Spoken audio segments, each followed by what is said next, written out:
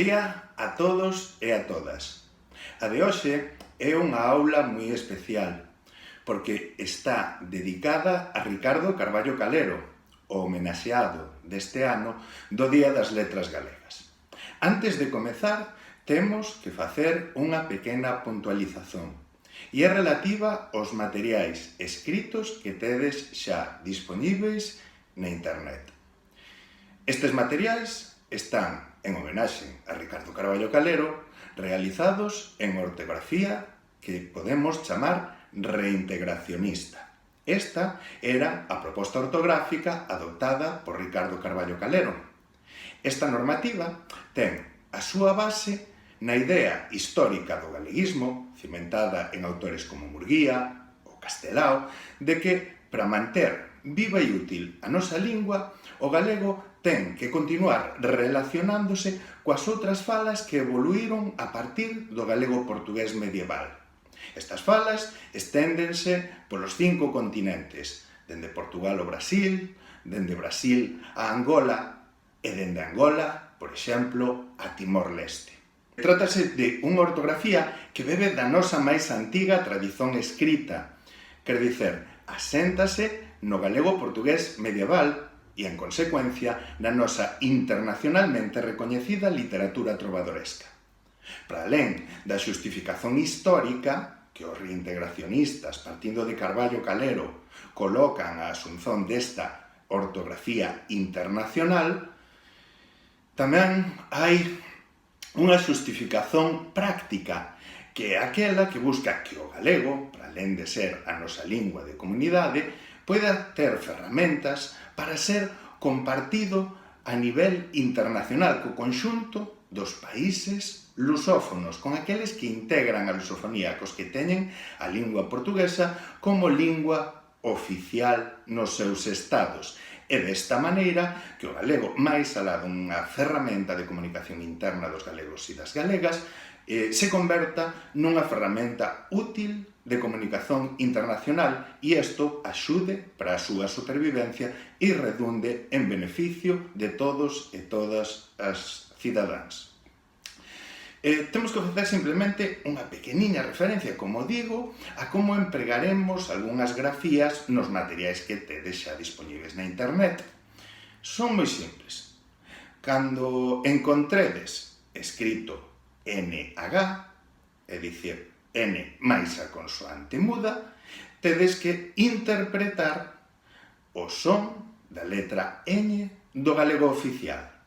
Cando encontredes LH, L máis a consoante muda, tedes que interpretar o son que representan os dous L's, o duplo L, no galego oficial. Cando encontredes dous S's, pronunciades simplemente un S, non hai maior problema. E cando encontredes o C cedillado, ese C con ese rabiño por baixo, que tamén existe no catalán, que tamén existe no francés, que existe en moitas outras linguas románicas, pronunciaremos como Z.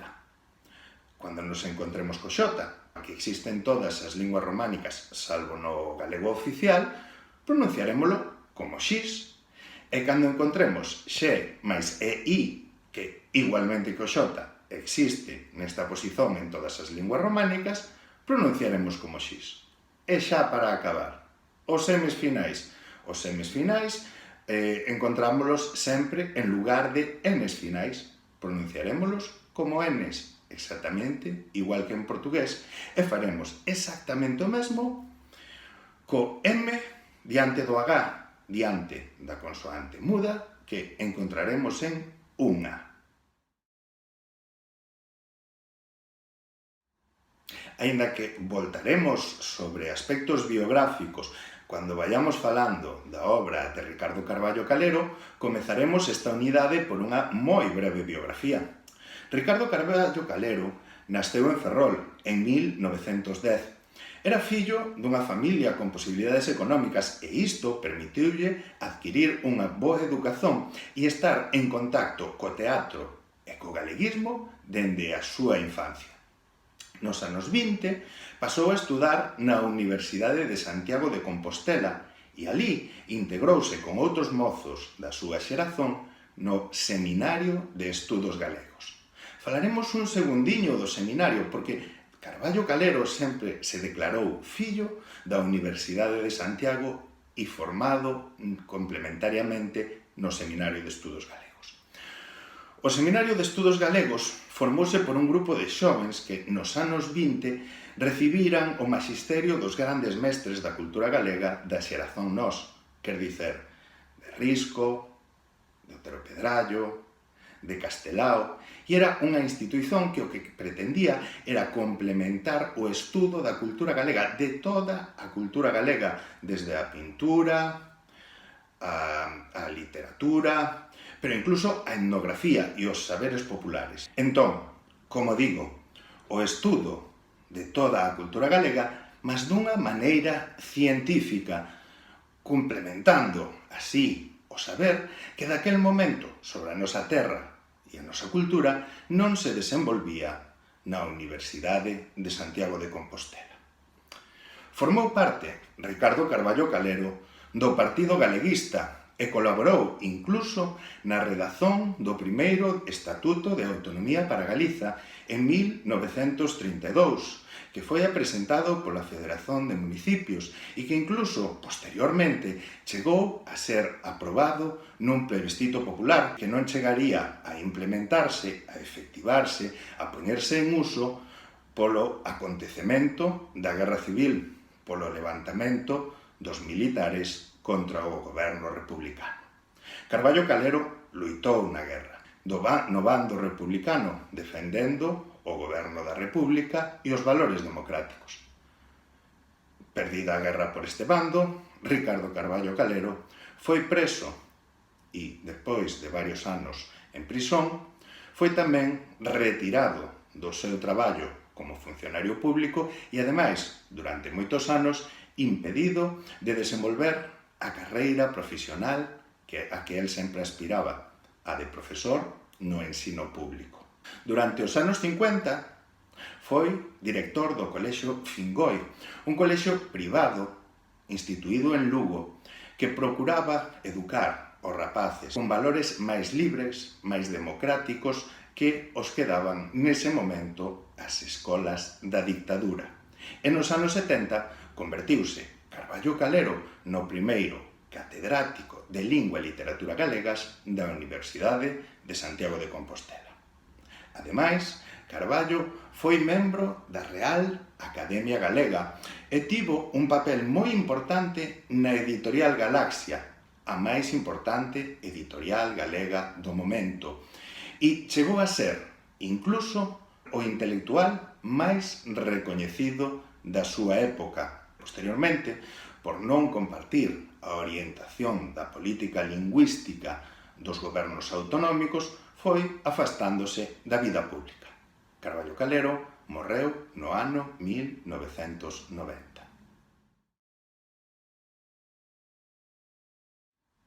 Carballo Calero e o teatro. Como dixemos, Carballo Calero comezou a súa relación co teatro na súa máis tenra infancia e continuou na súa adolescencia en Ferrol. O feito de ter nacido nunha familia culta e con posibilidades económicas permitiulle desfrutar desde moi xoven das pezas que se representaban no teatro máis importante do Ferrol daquel momento, o Teatro Xofre. Puido ver as composicións dramáticas de moitas compañías galegas. Estes anos 10, os anos 10 do século XX, foron unha época de esplendor para o teatro galego. Moitas destas obras eran de carácter humorístico, pero moitas outras tamén reivindicaban dereitos galeguistas e tamén dereitos xerais da cidadanía. Tamén alí, Carballo Calero puido presenciar obras que proviñan doutros lugares, como, por exemplo, de Madrid ou de Barcelona, o que lle permitiu ter unha ampla bagaxe cultural no relacionado coa dramaturxia. Carballo Calero escribiu teatro fundamentalmente en dúas épocas, e a primeira foron os anos 40, aqueles anos de reclusión despois da saída do cárcere, nos que non podía exercer o seu traballo de funcionario público nin adicarse á docencia, antes da chegada ao Colexio Fingoi en Lugo.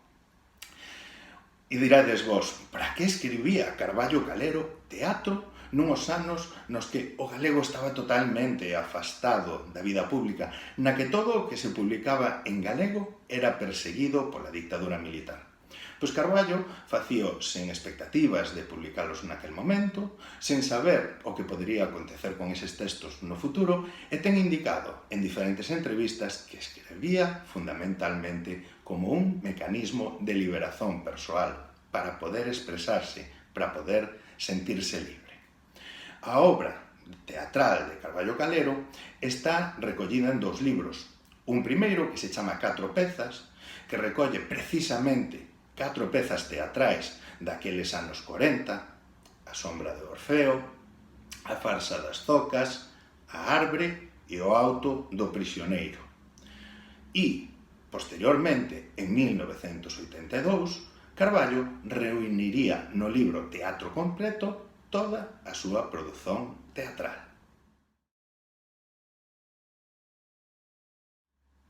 Mas Carballo considerouse, a nivel literario, fundamentalmente, na súa vida, un poeta. Un poeta, e ademais, un poeta de corte clásico, preocupado coa forma, coas estruturas métricas, co ritmo, coa rima, e que enchía os seus poemas de figuras literarias, metáforas, comparacións, símiles. A súa obra esténdese ao longo de todo o século XX, desde Vieiros, o seu primeiro libro publicado en 1931 pola editorial Nós, a editorial máis importante do momento, até Reticencias, publicado en 1990, xusto despois da súa morte, e sendo este o último libro que el deixara planificado en vida. Este é o libro, seguramente, máis maduro da súa poesía. O amor estaría presente en toda a poesía de Carballo Calero, desde ese primeiro libro, Vieiros, de 1931, onde temos que destacar a presenza do neotrovadorismo. O neotrovadorismo era unha estética, unha tendencia poética relacionada coas vanguardas que procuraba modernizar a nosa poesía, mas volvendo ao pasado, collendo modelos da nosa exitosa literatura medieval galego-portuguesa, das cantigas de amigo, das cantigas de amor. Para alén do amor e para alén do neotrovadorismo, en obras posteriores, Carballo irá introducindo novas temáticas, obras como O silenzo, Axionllado ou Anxo de terra, onde aparecen temáticas como a represión, a angustia e a saudade. En principios dos anos 80, Carballo lanzará 2 volumes que, aínda que non sexan totalmente novidosos, son especialmente importantes dentro da súa poesía, que son Pretérito imperfeito e Futuro condicional. Neles, Carballo Calero reunía o que el consideraba que era o mellor da súa produción poética até o momento, desde os anos 30 aos anos 80, e para alén diso, eran os seus primeiros libros completos, escritos con ortografía reintegracionista. Na súa etapa final, Carballo seguirá producindo outros libros, entre eles, por exemplo, Cantigas de amigo e outros poemas, publicado pola AGAL, pola Asociación Galega da Lingua, onde retoma o neotrovadorismo, facendo que os protagonistas, as protagonistas deses amores, porque, como digo, retoma as cantigas de amigo, sexan mulleres do seu tempo.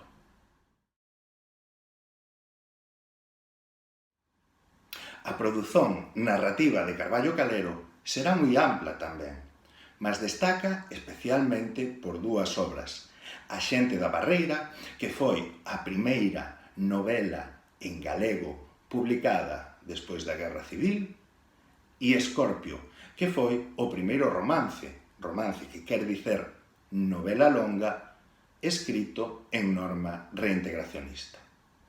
A xente da Barreira publicouse en 1950 e tiña sido a gañadora dun certame convocado en 1949 polo que finalmente sería a editora que a lanzou á luz bibliófilos gallegos.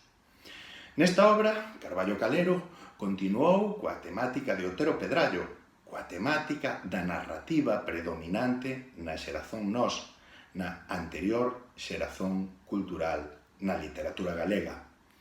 E Otero Pedrallo, evidentemente, era o grande narrador anterior á Guerra Civil. O estilo da obra é un estilo realista.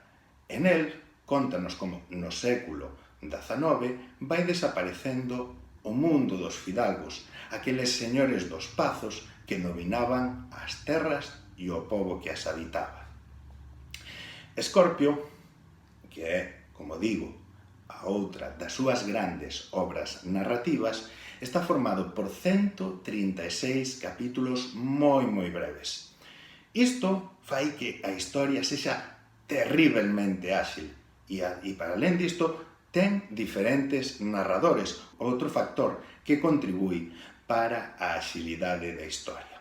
Ademais da historia de conquistas, da historia amorosa, que fai de fío, que fai de trama para o conxunto do romance, é moi importante en Escorpio a temática relacionada coa época da Guerra Civil, porque fai deste romance unha peza de especial valor histórico, o que se acrecenta, ademais, a aparición nel non só de personaxes imaginarios, mas tamén de personaxes reais. Por exemplo, Castelao. Este libro foi moi ben acollido no momento da súa publicación e chegou a gañar o premio da crítica ao mellor romance galego no ano 1987. O resto da narrativa de Carballo Calero está recollido nunha obra que se chama Narrativa Completa, que reúne contos, novelas breves e que foi publicada no ano 1984 pola Edizóns do Castro.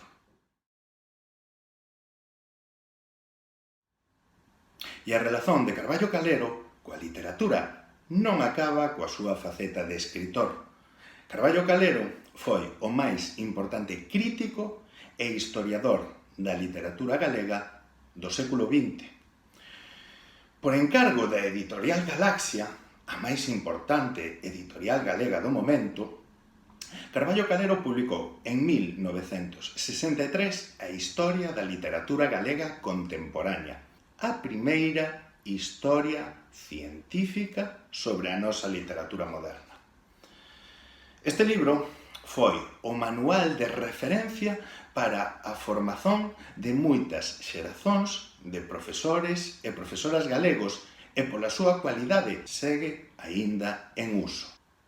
Ademais de ser a historia xeral da nosa literatura en 1808, cando cos primeiros textos contra os invasores franceses comeza a escribirse outra vez en galego despois dos séculos escuros en 1936, ano onde comeza a Guerra Civil, as enormes dimensóns desta obra da historia da literatura galega contemporánea permitiron que Carballo fixese análise detallada das máis importantes figuras da nosa literatura e tamén da súa produción, de cada unha das súas obras. Estamos a falar de Rosalía, de Curros, de Pondal, de Otero Pedrallo, de Castelao, de Vicente Risco, de Manuel Antonio, de Eduardo Blanco Amor. A obra de Carballo é o grande referente para o inicio do estudo científico da produción de todos estes autores. Carballo Calero estudou tamén a literatura galego-portuguesa medieval. Foi un grande especialista na obra de Rosalía de Castro e deixounos moitos outros escritos publicados como artigos ou incluso reunidos en volumes, como por exemplo Letras Galegas, que foi publicado pola GAL, pola Asociación Galega da Lingua.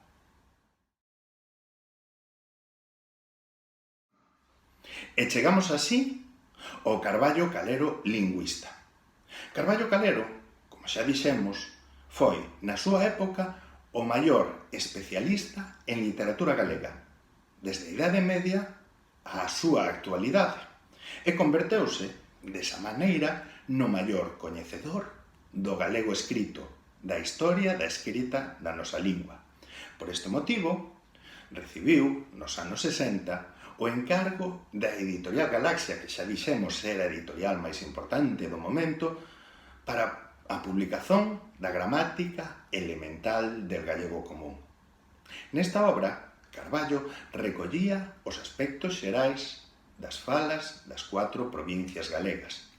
Publicouse por primeira vez en 1966 e foi o único manual de referencia sobre a nosa lingua para os escritores e escritoras que publicaban en galego durante a dictadura e incluso despois para os primeiros estudantes de lingua galega nos anos 70. A de Carballo Calero foi a primeira gramática científica que poida cualificarse como tal da historia da lingua galega. A primeira gramática, lóxicamente, despois da Guerra Civil, e polo seu grande éxito foi reeditada até en 7 ocasións. Carballo, como lingüista, ademais, foi tamén o responsável da elaboración das primeiras normas da Real Academia Galega e incluso das normas ortográficas do primeiro goberno autonómico galego. Mas cando o galego entrou oficialmente no ensino, cando o galego entrou oficialmente na administración, cando comezaron a aparecer os medios de comunicación pública en galego, Carballo foise afastando de unha parte do poder político e o poder político foi tamén marxinando. Por qué? Porque Carballo, naquel momento, defendía xa que o galego, para preservar o seu futuro, para ser útil para a cidadanía, debía aproximarse ortográficamente da ortografía que empregaban as diferentes variantes lingüísticas internacionais xurdidas a partir do galego-portugués medieval. Quer dicer, da variante lingüística que se empregaba en Portugal, da variante lingüística do Brasil, da variante lingüística de Angola, de Mozambique, de Cabo Verde, de Timor. Carballo consideraba que xa había medios suficientes para ensinar esa ortografía á poboación e que xa non había motivos para continuar a empregar a ortografía castelá que desde o século XIX se viña empregando pro galego.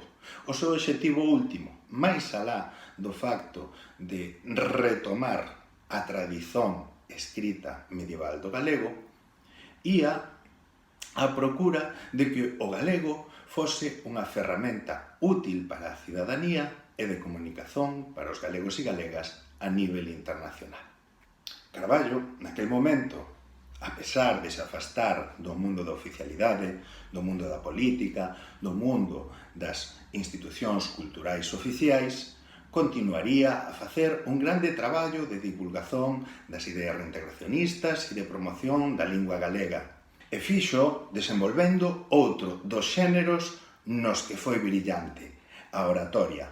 Durante os anos 80, Carballo participou en multitude de debates, congresos, conferencias, co obxectivo de continuar a traballar pola nosa lingua e pola nosa cultura e particularmente expoñendo socialmente a idea reintegracionista que el tiña sobre a lingua galega e como actuar neste sentido podería beneficiar a conservación da lingua e o seu futuro uso polos falantes. Froito de moito deste traballo foi a constitución, por exemplo, da Asociación Galega da Lingua, que naste no ano 1981, fundamentándose nas ideas reintegracionistas de Carballo Calero. Carballo Calero foi membro de honra desta asociación que, como moitas outras, posteriormente, ten traballado por defender as súas ideas lingüísticas. E por aquí quedamos. Como vedes, pois o traballo de hoxe foi moito, porque estamos a tentar abordar unha figura total, o que se chama un polígrafo. un escritor que tocou todos os campos e, para alén diso, todos con mestría, desde a poesía, o teatro, a narrativa, o ensaio, a historia. Carballo Calero foi, para moitos, o grande intelectual galego do século XX ou, cando menos, da segunda metade do século XX. Creo que é unha figura que se pode resumir no título dun congreso que houbo hai uns anos na Universidade de Santiago de Compostela. Carballo Calero, memoria do século. Espero que teñades desfrutado un pouco da aula, que estedes todos moi ben, que teñades saúde e que nos vexamos pronto. Chao.